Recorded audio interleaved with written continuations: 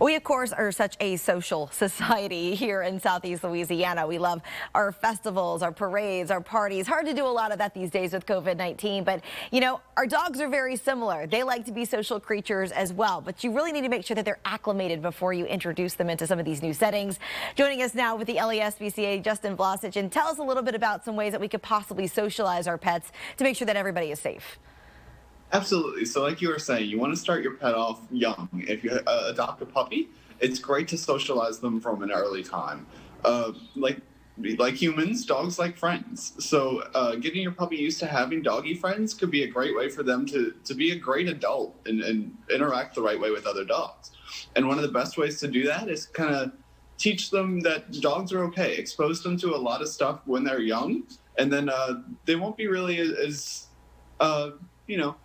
reactive when they're adults. Are there any certain activities that would be better than others to acclimate your dog into some of these social settings? Take them on a walk is a great way to do that, to a dog park, something like that, where they can be outdoors and experience a lot of other animals. You want to let them communicate with each other too. You know, barking and sniffing and everything like that is a perfect way for them to get to know each other. You just never want to let it escalate to a fight. Dogs like to tell each other, hey, that's not okay, you could do this, stuff like that. So you got to let them talk to each other and go at their own pace. Now, you mentioned getting them started young, if you can, but what if you're adopting maybe an older dog? We hear the adage a lot, you know, hard to teach an old dog new tricks, but how do you make sure that they are good in a social setting as well, or train them to do that? Absolutely. So there's a couple ways to do that. We have training classes here at the SPCA that are directed towards adult dogs that are not super friendly with other dogs, and we teach them all kinds of methods to get to do that. Adopting an adult dog could be great, but if they're not super friendly with other dogs, then that's something you definitely want to work on.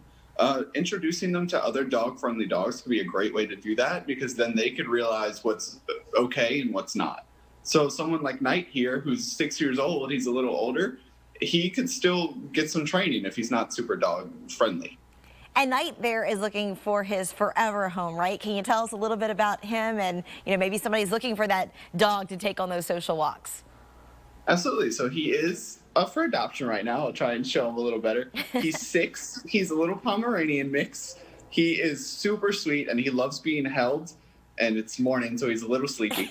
But he is like the sweetest dog ever, and he will just sit in your lap all day long, wagging his fluffy little tail. I feel you, Knight. I was just yawning too, so right there with you. He also looks like he's a dog that would be great in costume if, you wanted to take him out to maybe one of the parades next year or some of our festivals next year. So perfect dog. Absolutely. There. Thank you guys so much for your insight on that socialization. And as always, if you're at home, if you want more information about Knight or some of the other dogs available at the SPCA or those training classes that Justin had just mentioned, you can go to the website right there on your screen or give them a call at 504-368-5191. Thank you both so much for joining us. We appreciate it. Thank you so much for having us.